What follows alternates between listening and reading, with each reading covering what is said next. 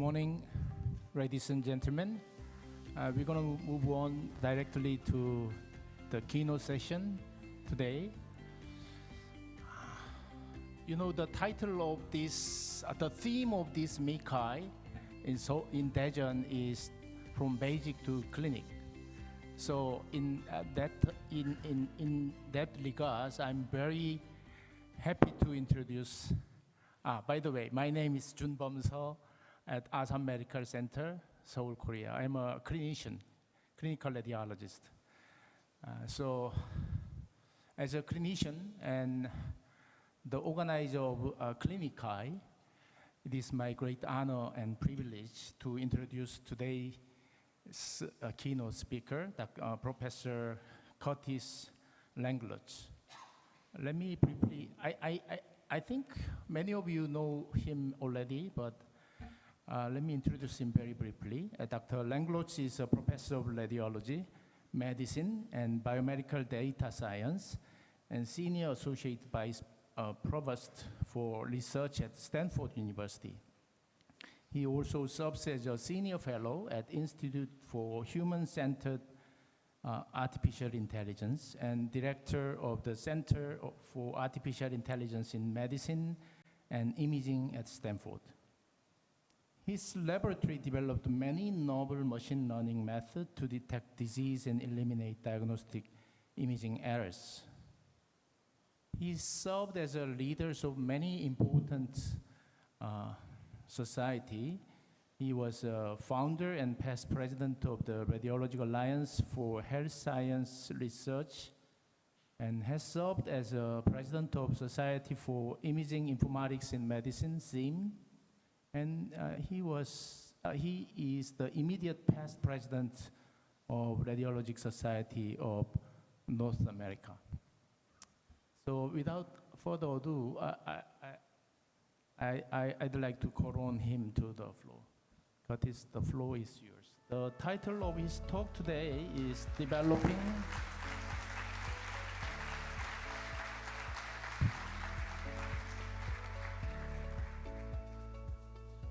Thank you, Professor. Thank you for that kind introduction. It's a pleasure to be here with all of you today. One of the things that I emphasize to my own laboratory is this collaboration between radiologists and computer scientists really leads to the most innovations. And I think the spirit of this group, this society, is definitely aligned with that. So I look forward to talking to you about the progress that I think we will make in radiology AI, partly from my perspective as a radiologist, but partly also from my perspective as someone who leads a research lab in this area. I like to start my talks with a clinical case. So this is a case of an 83-year-old woman. She occasionally gets short of breath and needs a chest x-ray. She had this chest x-ray about 18 months ago, and then came back more recently and had this chest x-ray. And you can see she now has a large mass in her right chest. If you look back at the prior study, you can see that there is a small mass partially behind a rib in among the right pulmonary vessels that was missed on this day. And I show that case just to illustrate that if you look in the literature, about 3 to 4% of diagnostic radiology interpretations contain clinically significant errors. So I think all of us who work in this field feel an obligation to try to bring these technologies to the reading room to help radiologists detect disease earlier and avoid making diagnostic errors. These are my disclosures. I'm involved with several startups. We have research support for our center and lab at Stanford. I'm not going to mention any of these companies today. Okay, what I'd like to do is begin giving some brief background. I know most of you know a lot of that background, but I think it's helpful to get us all at the same level. Then talk about some of the themes that I think are most relevant to the clinical radiologists that are coming out of the research labs, and to indicate a direction that I think will be going in the next phase of radiology AI. Then talk about foundation models, generative models, language models, and how they may affect the practice of radiology in the near to midterm future. And then end with some challenges. In particular, talk about our data challenges and to give you a sense of how all of the technologies that we build in societies like this will affect the radiology workforce and the jobs of radiologists in the future. Okay, so a little context about this picture. So I'm old, and my undergraduate thesis actually was on neural networks in 1981. I concluded that they didn't work. And I was right for 30 years. You probably are aware of ImageNet, which is this large database of images put together by Fei-Fei Li, who's one of my colleagues at Stanford. And that was used every year for a competition to see whose algorithm would be the best at analyzing images. And starting at about 2012, when Jeff Hinton first won that competition, running through the next few years, the accuracies increased to basically at or above the human level, and the accuracies had kind of flattened out. And they said, you know what, we need a harder challenge than this, recognizing one object in the center of an image. So they came up with this challenge, which is at the time called automated captioning, photo of a breakfast table. All the bounding boxes and text here are generated by a machine learning model: bottle of water, cup of coffee, plate of fruit. And I saw this in 2015 at the 50th anniversary of our computer science department at Stanford, and I said, that's what I do. I look at pictures, I find things, I describe them in text. And I think everyone at that time recognized the power of these tools when they're applied to radiology. And that's why we have an industry today. So this slide actually is already a little bit old. We now have over 1,000 algorithms that have been cleared by our FDA, and it grows every year. And if you look at where those algorithms are targeting, over 3/4 of them target radiology. So radiology is leading the way in medical AI today. We have a lot of digital data. These algorithms are very good at analyzing images. And here's a slide showing the logos of the over 100 companies that exhibited at a recent RSNA meeting. These are all companies selling AI products to radiologists.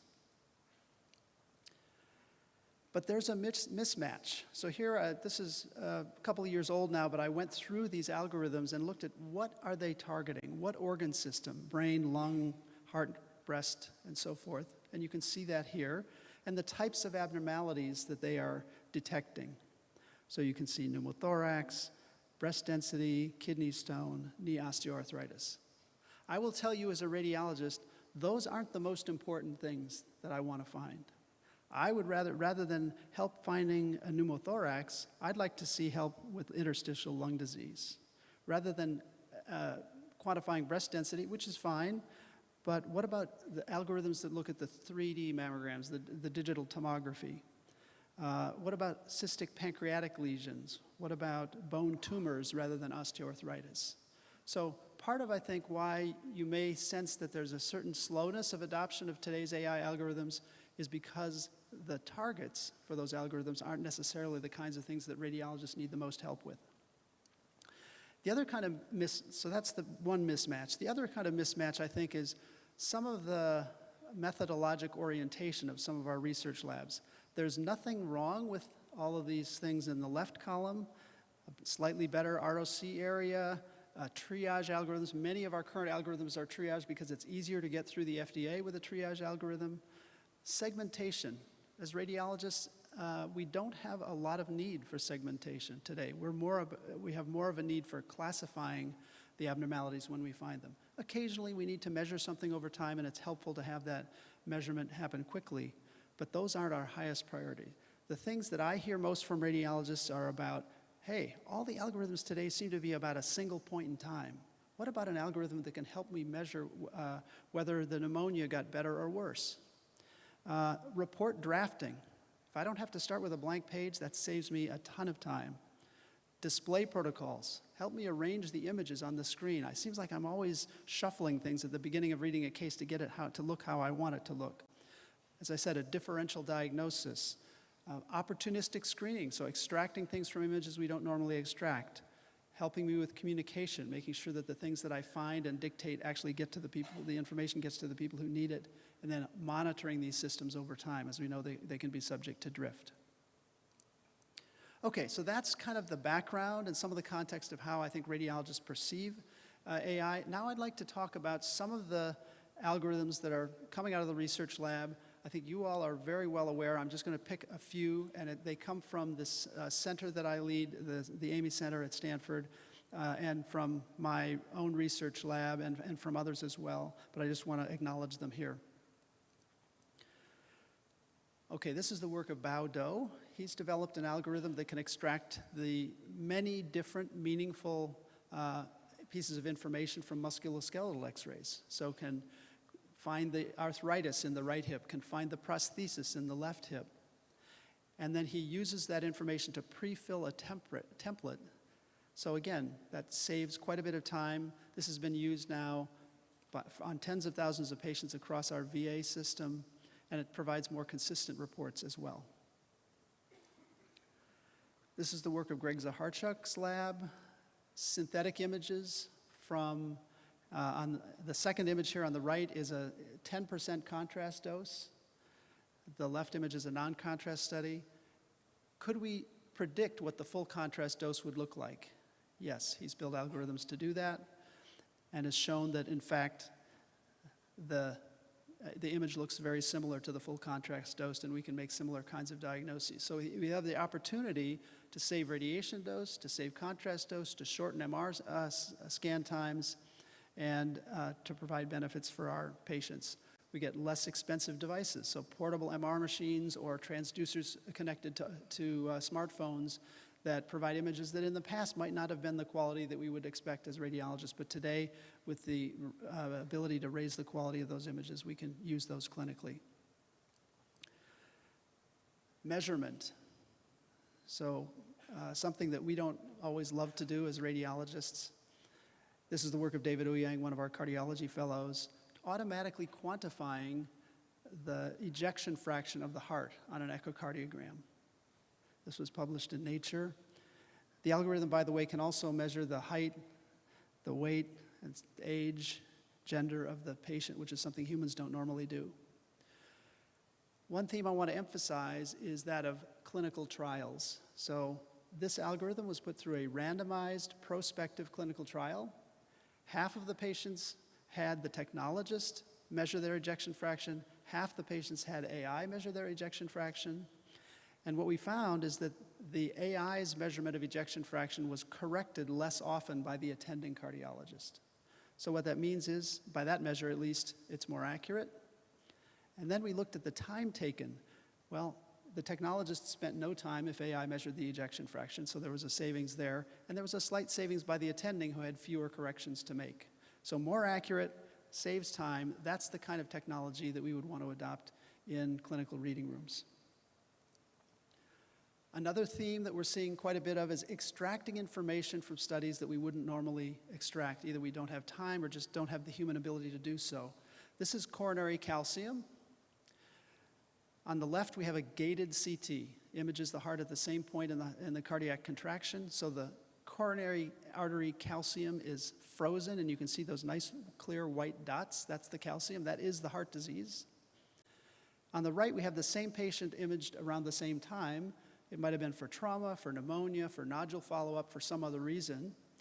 And because the heart is moving, we don't gate those studies, the calcium is smudged, it's blurred. We thought, couldn't we develop an AI algorithm that would grade the calcium on a moving heart? We do 20 million of those studies on the right, as opposed to just 2 million on the left. So we had the opportunity to find patients who have heart disease who don't otherwise know it. Again, we took this algorithm through a prospective clinical trial. So half of the patients were notified, and their primary care doctors were notified of their calcium. The other half of patients got usual care where the radiologist might have mentioned that there was some calcium in the arteries. And what we found was, for the patients who were notified, their rate of statin use, these cholesterol-lowering drugs, went from 7% up to over 50%. So a very strong therapeutic effect of this technology. So this has now been licensed to a startup and brought through the FDA and is being sold as a product, and is helping find heart disease in patients who don't know that they have it. So again, a theme, I think, that we will see more of. All right, so that's some of the themes that you'll see coming out of the reading room and out of the laboratory. Now I want to shift focus from classification models to generative models and talk about foundation models. I know many of you are aware of these, but the basic approach here, and this was from a paper by Percy Liang from Stanford, who coined the term foundation model. We take one data type, a vast amount of data from that data type, so it might be text or images or speech. We use self-supervision. We create the foundation model, which knows a lot about that data type, and then we can tailor it, adapt it for various purposes. So ChatGPT is adapted for question answering. If we had a radiology algorithm, it might be adapted for object recognition or for image captioning or radiology reporting.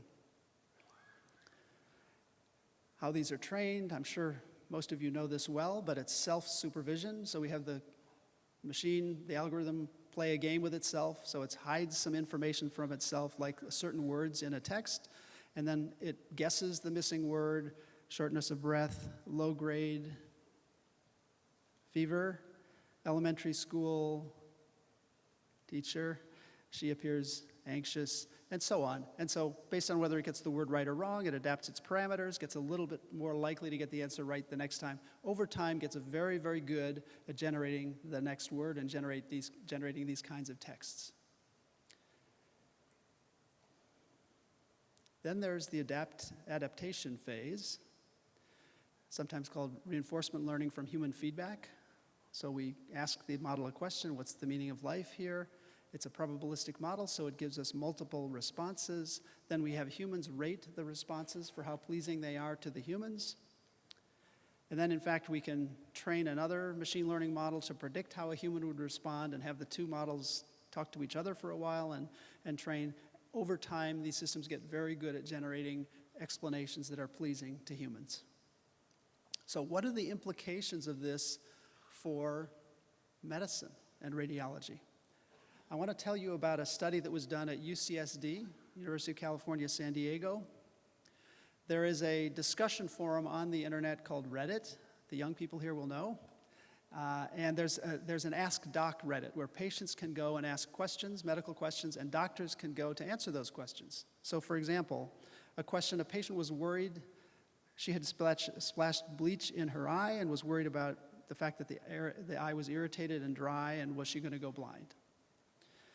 A doctor came to the forum and said, it sounds like you'll be fine. You should flush the eye anytime you get a chemical or foreign body in the eye, and here's the number for poison control. Here's the chatbot's explanation. I'm sorry to hear that you got bleach splashed in your eye. Very empathetic, and goes on with this nice detailed explanation. Okay, so now we have explanations from humans and from the chatbot. Blinded, these explanations were passed to a panel of experts to rate them for quality. And what they found was the chatbot's explanations were rated higher in quality. Maybe this is a little unfair because these are not physicians with their own patients in a clinic room. This is just on the internet, but still striking.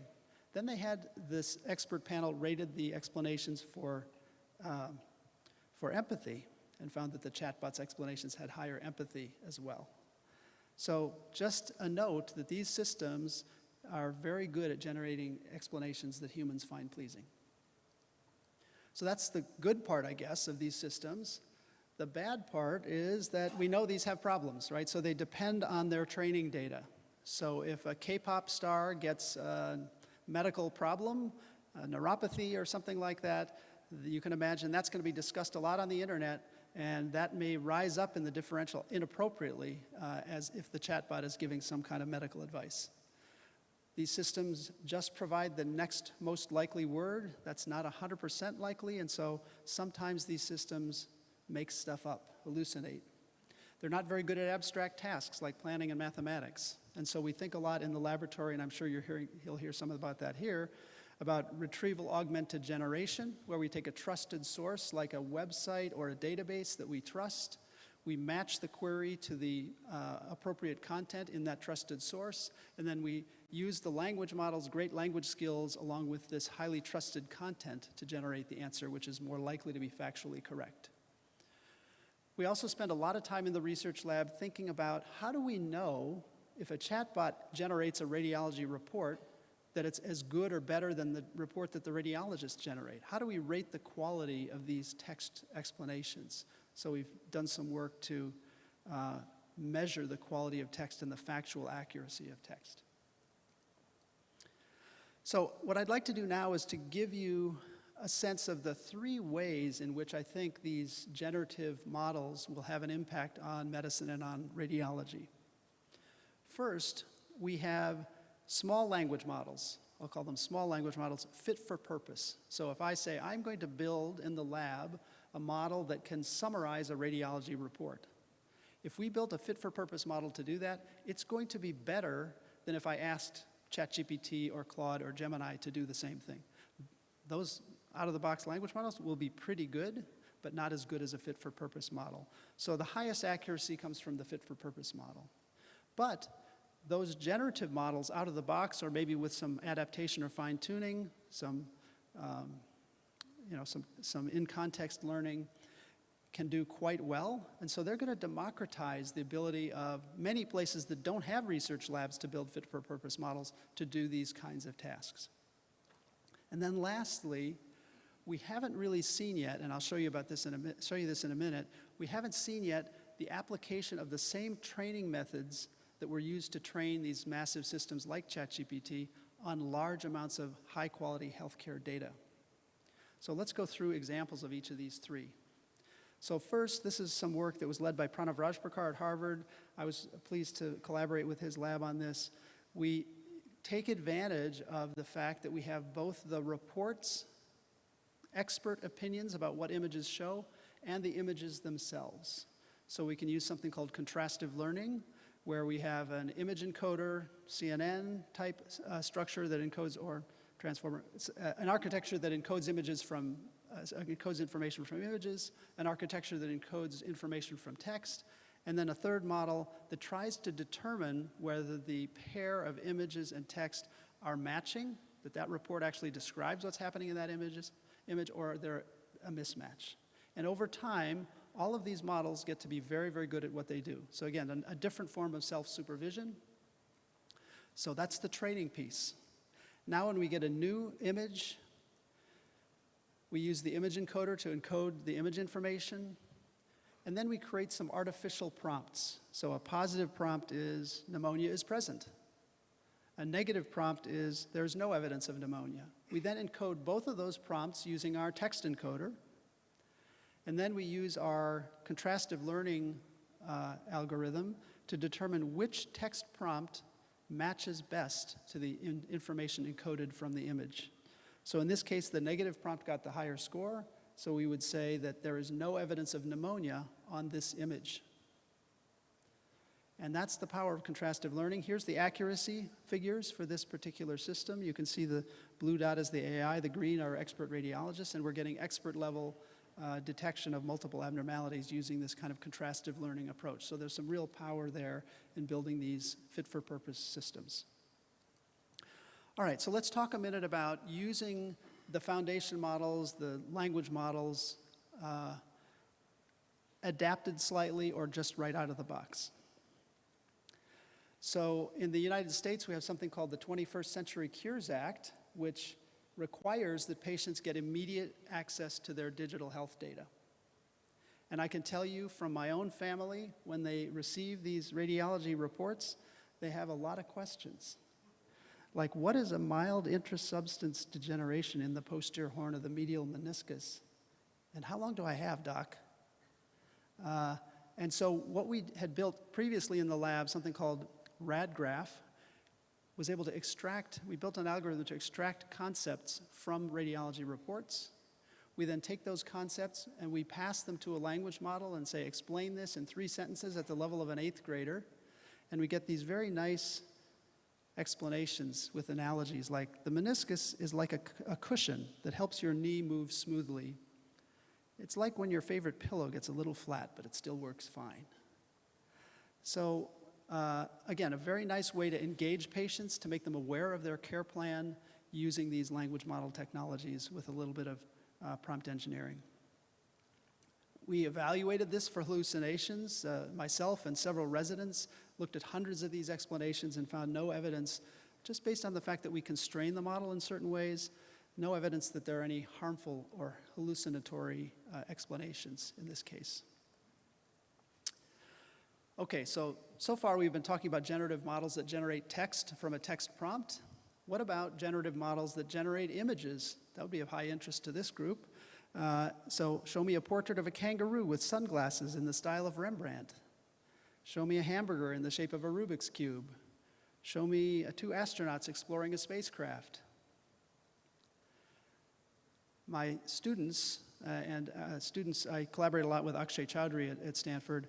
Our students looked at these and said, you know, let's ask one of the open source models called Stable Diffusion, what would happen if we asked it, what does a chest x-ray look like? And this is what you get. It's sort of a cartoon, not very good. A radiologist wouldn't be fooled by this. Most people wouldn't. So we created a plan. We took this Stable Diffusion open source model. We trained it on a large number of chest x-rays. The image creation part of the model. Then we trained the text understanding model on a large number of radiology reports. We retrained the bridge between the diffusion model and the text understanding model and built something that could now create synthetic images. And so you can say, show me a right-sided pleural effusion, small right-sided pleural effusion, etc. Various types of pathology can be created automatically. And in fact, more recent, this was published in Nature BME, and we have a recent archive publication showing how we can now use demographic data as well. So show me an 83-year-old woman with cardiomegaly, and it will do that. And so we have the opportunity to supplement real data with synthetic data to improve the accuracy of models. And we took a look at what is the right training strategy for using this kind of synthetic data. So here, the dotted line is kind of the baseline, and the green is using synthetic data as pre-training across different data set sizes. It's a complicated slide. This is across 5 different data sets, but the basic conclusion is the best strategy is to use the synthetic data as pre-training and then to use the real data to fine-tune that model from there. And that can boost your accuracy above just using real data alone. All right, so that's using some of these generative models. Now I want to talk to you about this ChatGPT moment. What would happen if we use these self-supervision methods on very large amounts of high-quality medical data? To illustrate that, I want to talk about a data gap. So there is a major gap between the largest training data set size inside of medicine here in purple, outside medicine in blue. This is a log scale, so it's 100x difference in size, and the size of the training data is thought to relate to the capabilities of these models. So this is text. Same for images, major data gap. Well, I will tell you that just from a single health system, we can substantially fill that gap. So at Stanford, we have 1.8 petabytes of digital radiology data available for training, and we are on the way to building a model that will train on that entire data set, a medical imaging foundation model. I'll tell you now a little bit about some of the groundwork that we're doing towards that goal. So this is the work of, again, collaboratively my lab and Akshay Chowdhury's lab, 2 of our students and others who have used variational autoencoders to reduce the dimensionality of images while retaining their diagnostically useful information. So we use Biomed clip and one of these contrastive learning methods to maintain the consistency of the embedding with the encoding with the original image, the embedding of the original image, to make sure that we have the diagnostic information captured. And we found that you can dramatically reduce up to a 70x improvement in throughput for the training while simultaneously preserving the clinically relevant features of these images using this method.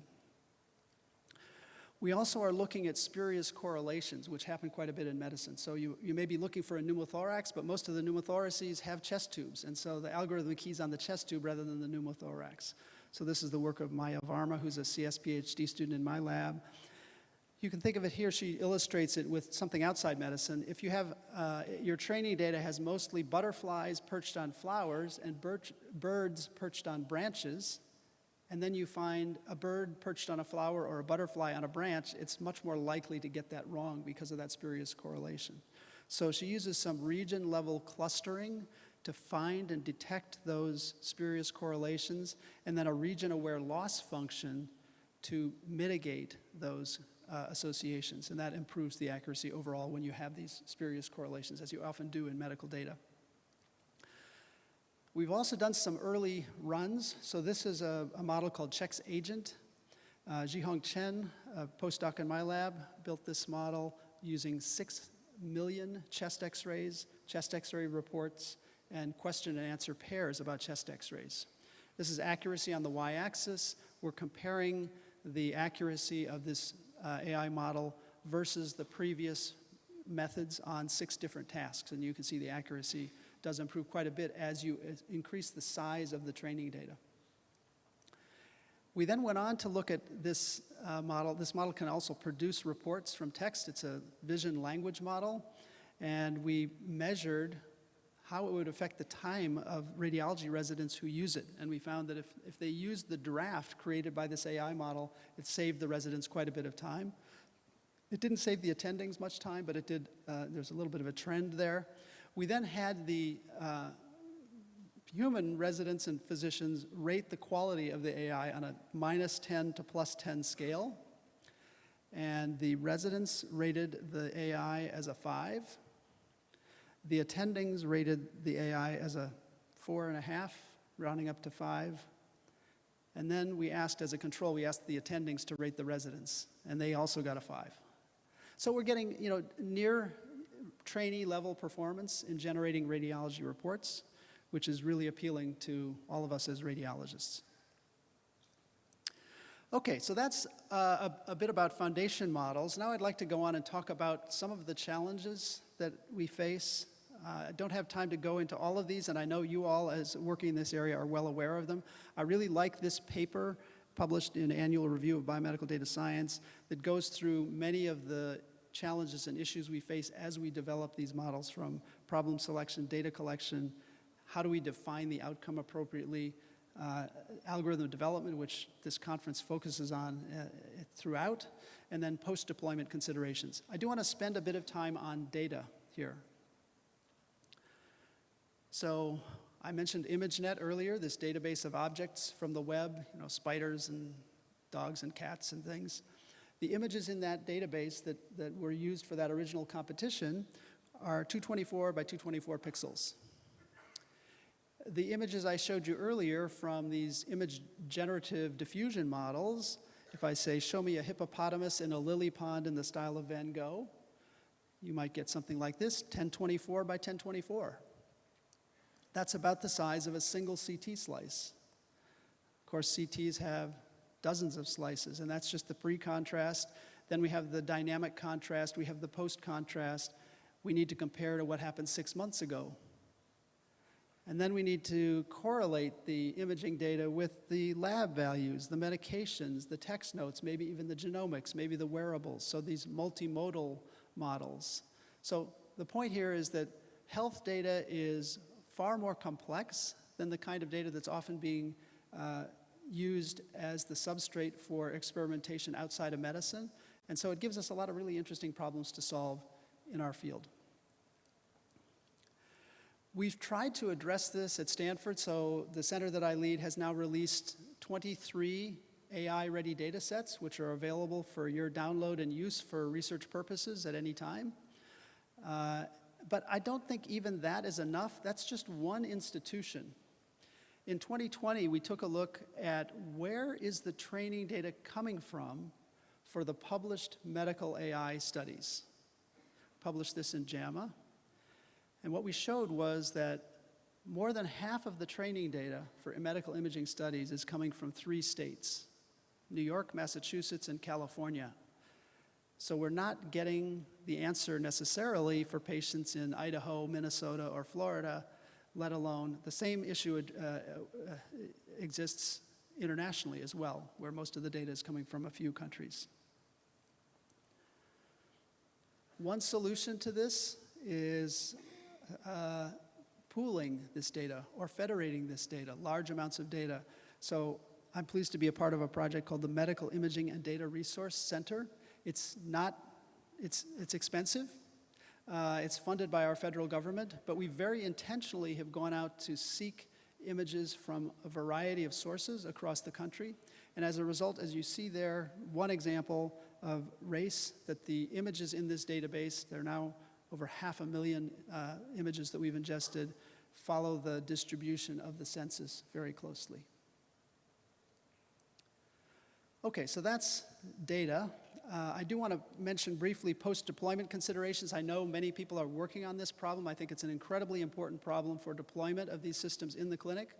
And that is that these, as you know, these systems are subject to drift. We've had instances where we simply upgraded the software on one of our scanners and found that the algorithms did not work as well. If a new clinic opens up with a new patient population, different demographic mix, again, these algorithms may not work as well. And I will tell you, we had a pneumonia algorithm in a clinical trial across the western United States when COVID came, and it just stopped working very well because pneumonia started looking very different than it had before. We had to retrain the algorithm on new data. So these are the kinds of problems that I think we really do need to address, and it's extremely expensive to measure these algorithms over time. You have to create a new reference standard, which often involves physician judgment. So if we can find automated ways to measure this drift over time, that's going to be extremely important. Okay, lastly now, I do want to tell you about how the best available version of the truth as to how these kinds of algorithms that we're all building and talking about will affect the physician workforce over the next period of time. So you may remember, I know the radiologists in the audience will remember back in 2016 when these algorithms first became available, and we were all a little bit anxious. And in fact, many people were publishing, hey, machine learning is going to displace much of the work of radiologists. There was a venture capitalist, Vinod Khosla, who said that radiologists in 10 years will be killing patients if they're still humans practicing radiology. Andrew Ng, my colleague, said in computer science, said that radiologists are more likely to be replaced than their administrative assistants. A couple of years later, I wrote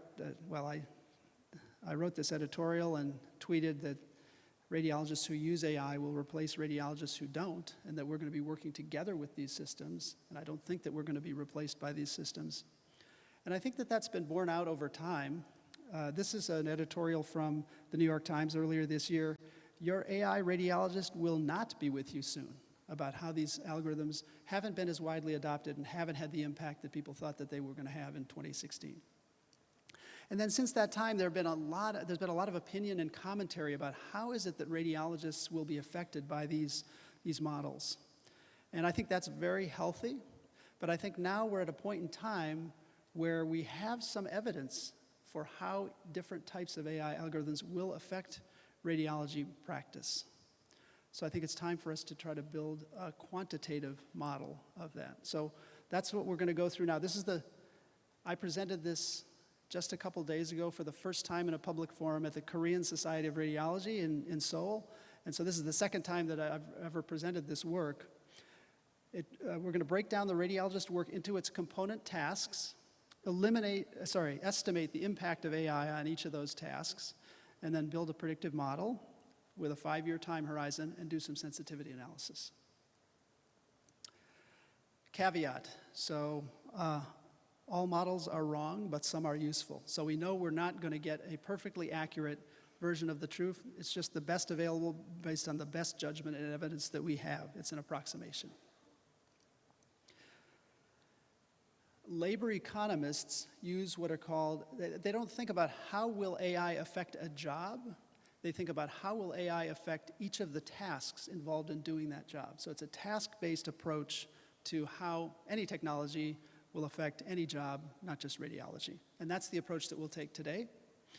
So we did a literature review and found these 2 studies on the bottom here, which really quantified, using time and motion, how radiologists actually spend their time. I won't go into detail here, but basically what we did is we put the tasks into categories. We then made an average. There weren't major discrepancies between the times in these two studies. And we came up with this task distribution. So about 2/3 of radiologists' time is spent at performing interpreting images. And then we do other things like we protocol, we decide how the images should be obtained, we communicate with the nurse, the tech, with providers, with patients, we answer questions and so on. You can see there. Then we thought, well, let's break down this interpretation time into the various modalities. And so we used information from the United States on how many of each type of study is done each year. We used some what are called adjusted RVUs, measures of how long it takes to implement that, to interpret that study. And we also looked at how often radiologists versus other specialists interpret those studies. And so we created this breakdown of how radiologists spend their time across modalities. So this is our best available version of the truth as to how radiologists spend their time. Then we looked at, well, what types of AI have the potential to affect these radiology tasks? And so we looked at the Medicare National Correct Coding Initiative, which had a kind of classification, this ONET database, which is a federally maintained database of all applications, but you can query radiology and find what are the tasks that radiologists perform. And then there was this very nice study by Gary Choi and others that described some of the ways in which AI was likely to affect radiology practice. And we came up with 15 different ways that AI can affect radiology practice. So everything from order entry decision support at the time of the order entry through protocol selection, interpretation, even things like image delegation, where AI may take some images and say, this is so likely normal that humans don't even need to look at it, all the way through to communication with the provider and communication with the patient. All right, so using those as background, we then created some assumptions of the model. And I'll go through this in some detail, because I think it's important for you to understand the assumptions. So order entry decision support, turns out there's not great evidence that this really does reduce the number of radiology orders. There's some suggestive evidence, maybe a few percentage decrease on some of the high-value studies like CT, MR, and nuclear medicine. There are AI algorithms that can summarize the patient record. We thought that might decrease the interpretation time slightly because radiologists don't need to go hunting for extra data about those patients as they interpret the study.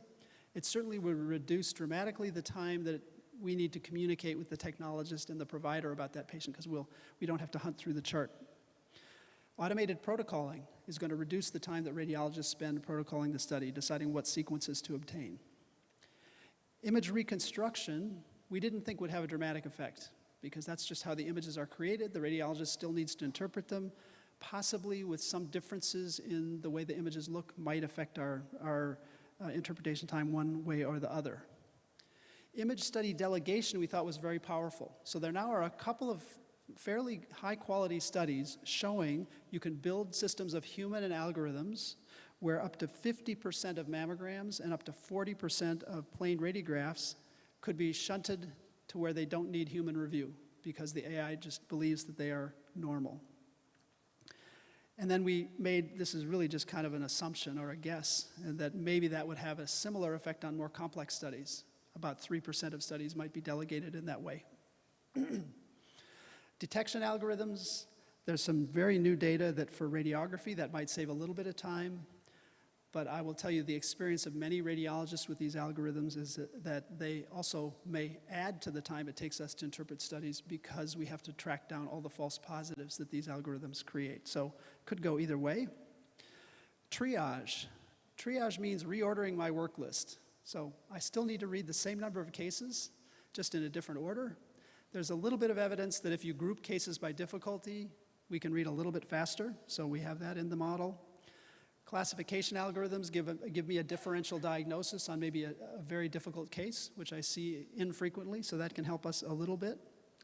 Opportunistic screening, which I told you about earlier, might take a little extra time, right? It's giving new information that then needs to be documented and communicated by the radiologist. Report drafting could have a profound effect. There's good evidence now in the literature that these algorithms that draft reports save us a lot of time. It makes sense. We don't have to start with a blank page. Non-routine communication. So making sure that the right information gets to the right place at the right time is going to help me with not being on the phone trying to track down providers. And then explaining reports to patients. I don't spend much time interacting with patients, but this might reduce that small amount of time. Okay, so those are our model assumptions. Thought it's important to go through those in detail. Some of them are based on judgments. Where possible, we base them on the literature. Then you can think of the model fairly simply, almost like a spreadsheet. Okay, so across the top, we have all of the tasks that radiologists do. Across the left side, we have all of the ways in which AI might affect those tasks. And so, for example, if we say report drafting is a 20% savings, we fill in all of the interpretation columns with 80% instead of 100%. If we think that explaining radiology reports to patients will save 30% of the time I might have to spend communicating with patients, which isn't a lot of time, but at least in that column of work, it's going to reduce that a little bit. So we fill in this entire grid with all of those assumptions I just showed you. Then across the top, we have the hours that radiologists spend on each of these tasks. And we just multiply down the columns and find, well, what are the new number of hours that would be needed to accomplish those tasks, given all the savings that AI might generate for radiologists. So that's really the setup. So now here are the results.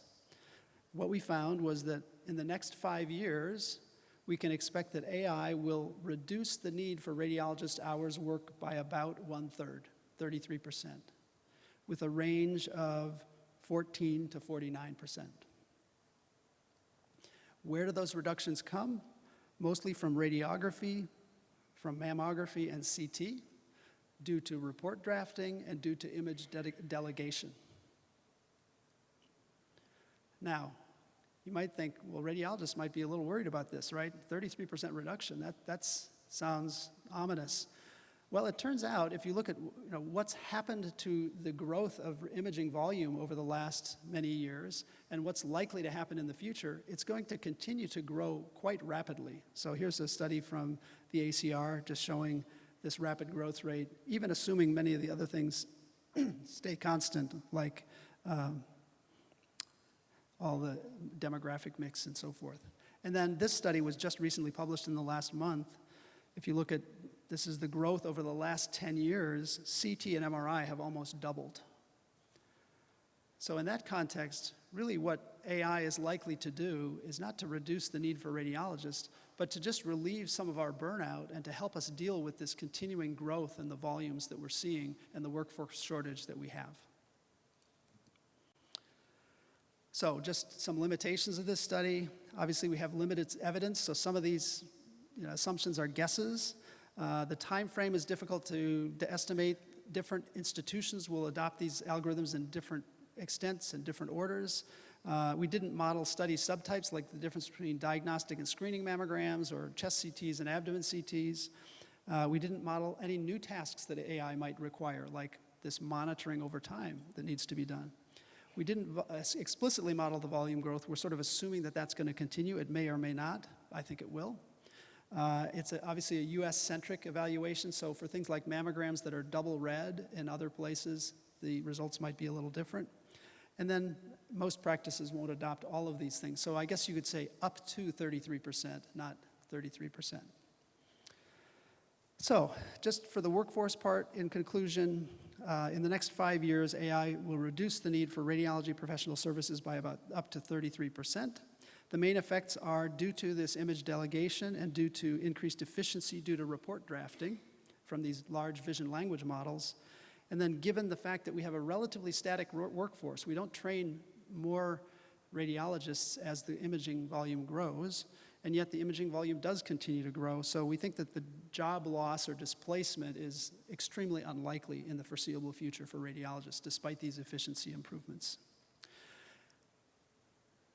So with that, just to close, a kind of philosophical point is that I believe that the expertise of humans and machines is different. The AI looks at every pixel every time. It doesn't get tired, but it doesn't understand the pathophysiology of disease always. It doesn't understand the anatomic connections. It doesn't understand the full context of the patient. And so even though we might have equal accuracy, or even the algorithm might have greater accuracy than the humans, still having the humans there is going to close the gap between whatever the algorithm can find and 100%. So I think that the reality is that human plus machine will continue to be better than either one alone. With that, I'll just say I'm super excited about the future of AI in radiology and of the work that radiologists will do. I think it's going to help us deal with burnout, to do the things that are more interesting to us.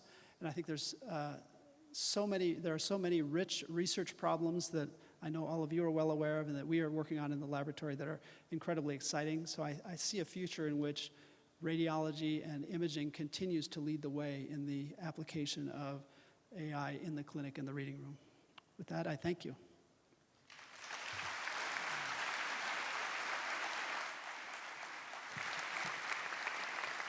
It was really a fantastic overview of AI in medical imaging. So, as I told you, there are multiple. Wonderful. Yeah, so I'm going to start with. Thank you so much for your talks. It's very impressive, and I learned a lot. So my question/comment is that a few years ago in RSNA, there was a report that radiologist plus machine does not outperform radiologist.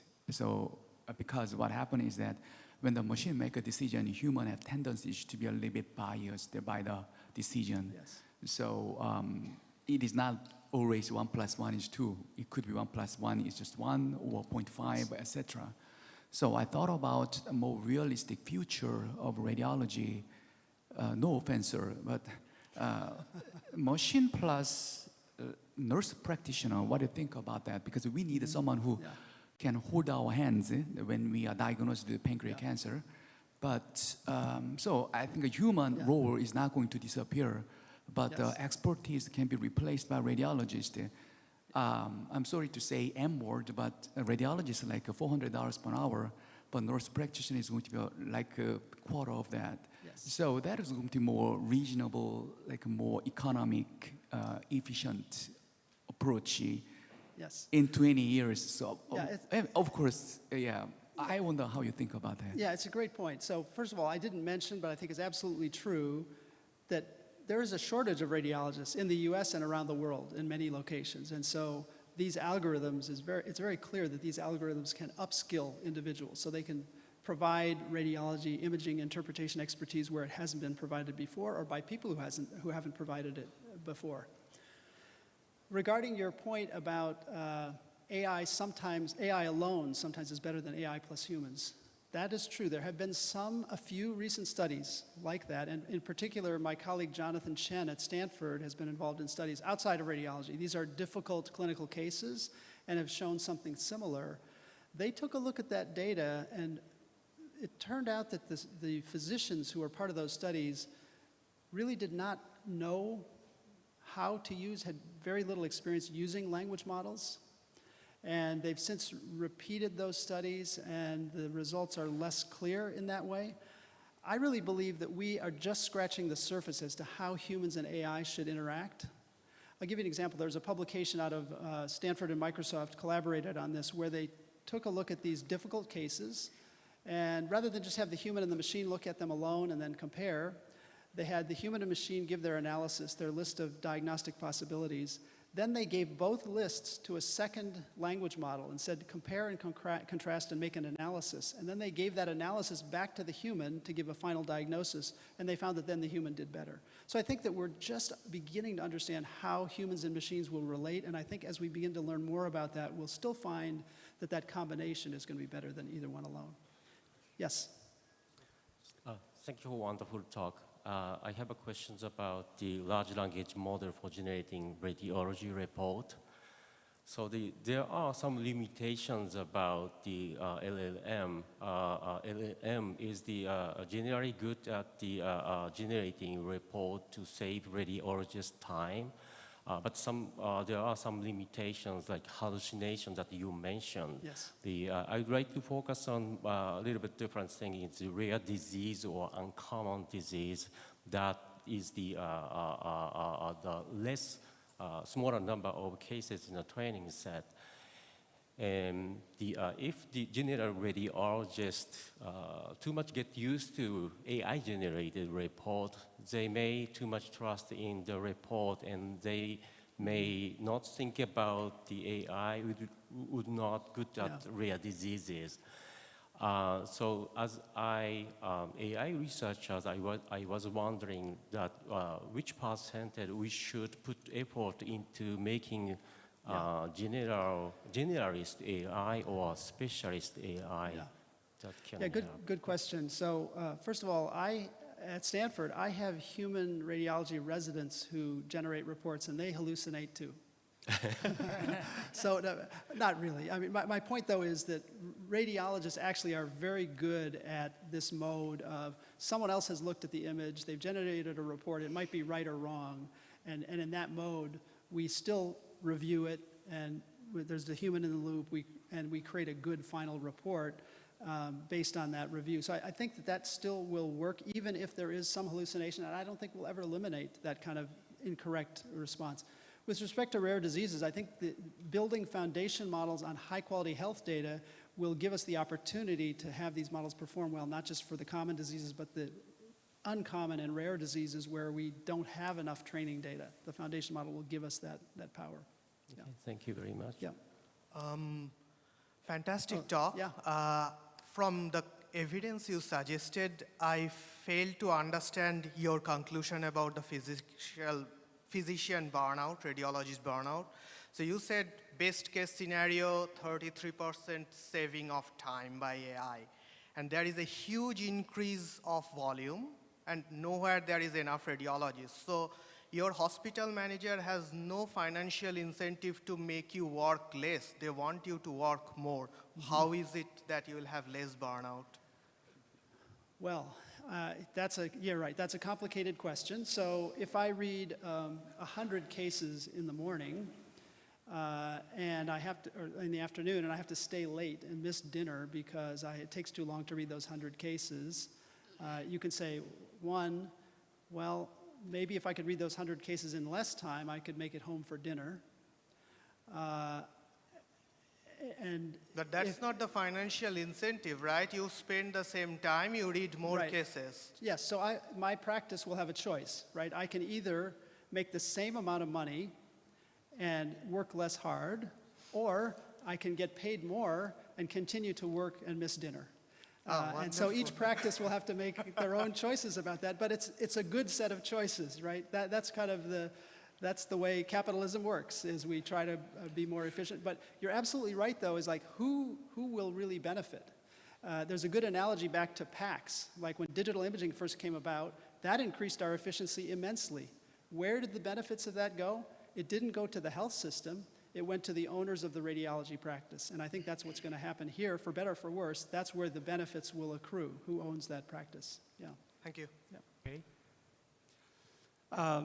Shandong from University of Pittsburgh. Good to see you, Kurt, again after KCR. Yeah. So with a good overview of AI radiology, right? So given the community, MICCAI community really all attended coming from all over the world. So can you please share a little, can you please share a few more thoughts on the actual uses, deployment of AI in radiology in the United States? You know, you talk about the number of FDA cleared software, but Yeah. which does not necessarily mean it's actually being deployed, right? So what are your thoughts, what are your observations on the actual use in the United States? And also, second question is, how do you think the different cultures, I think, you know, the health system in the different areas of the country, how they affect the actual landing of the AI in actual clinical settings? Yeah, I think the first wave of applications, AI applications cleared by the FDA, were based on what data was widely available. So we had common problems, and based on triage and detection, because that was the easiest to get through the FDA, and radiologists haven't been particularly excited about those technologies. I think the next wave, which are these vision language models and tools that can draft reports and handle other workflow issues, I think are going to be very powerful, and I think that's going to be kind of a killer app for the industry, for the radiology AI industry. All right. Thank you. I'll leave time. Yes, thanks a lot for your talk and the step back you do by trying to understand the impact of AI on your job as a radiologist. I like that. We are not only talking about a percentage of increase of accuracy or whatever. There are more, and this is our responsibility to think about more than that. I'm wondering, when I see that there are a lot of researchers in humanities and sociology who are also studying the impact of AI delegation on loss of skills, for example, or loss of self-confidence within workers. So what is your opinion about that? Yes, I think that's going to happen. I don't think I could do long division right now. I learned it when I was in grade school, but I probably forgot. And like any technology, yes, we are going to develop a dependence on that, and we'll need to be very careful. I would not want my residents using a report drafting tool on day one. I would want them to learn how to create their own reports by themselves and understand the issues there, and then at some point transition to learning how to use these tools, because that's what they will be doing in practice, but to always have that grounding and knowing how to do it, so when the system goes down or whatever it is, you really know how to do it. I'm not so worried about interpretation skills, because there always will need to be that human in the loop, that check, and so you're going to, just as we do now with residents, I interpret the study, I make sure the resident made the right conclusions, and we'll need to do the same with AI. I also think there's a big gap in education of physicians, from medical students all the way up to the most senior attending. All of us need to, and I speak about this a lot to medical groups, we need to understand what are the failings of these systems, so that when we know when they might be leading us astray, so we can be part of that optimal, human-machine team. And there's a lot of work to be done in that area. This is going to be the last question. I'm very sorry we are already behind the schedule, but I'm pretty sure he will be I'm happy to hang around here after the session. So one last question to Hi, Kurt. Jim Duncan. Hey, Jim. So thanks for a great talk, and thanks actually for just being here. It's really nice to have you. So I guess I would argue that much of, as you've shown, I think much of radiology is getting from images and patterns to text, right? Subjective readouts and things. I think I heard you say you don't like to measure things. Other fields, I would argue, maybe cardiology or radiation oncology or something, I mean, they're looking at, getting at physiological parameters, different kinds of information. So what do you see as the, I don't know if I call it the growth or just the impact, or maybe even the need or the interest in the radiology reading room for more quantitative analysis, more quantitative imaging, biomarkers, et cetera? Yeah, absolutely. So, I just think of an abdomen CT today. We have the images, and then we create a bunch of text, but why not, when I review that image, I have information about what's the body composition of that person, what's the level of calcium in their vessels, what's the bone density, all of these, what's the size of the liver and the spleen and the kidney relative to norms. So it starts to look almost more like when we get our blood drawn, when you get your potassium and to have that kind of information to help inform my interpretation, and then I suppose you could pass it along to the clinician, and they may be able to make use of it too. So I think we will become more quantitative. We're not able to do that today because we just don't have the time, but these algorithms are going to help us measure those things, I think. Absolutely. Great point. Thank you. Okay, so this session is now closed. I'm very sorry. Thank you. Thank you all. Thank you very much for active participation.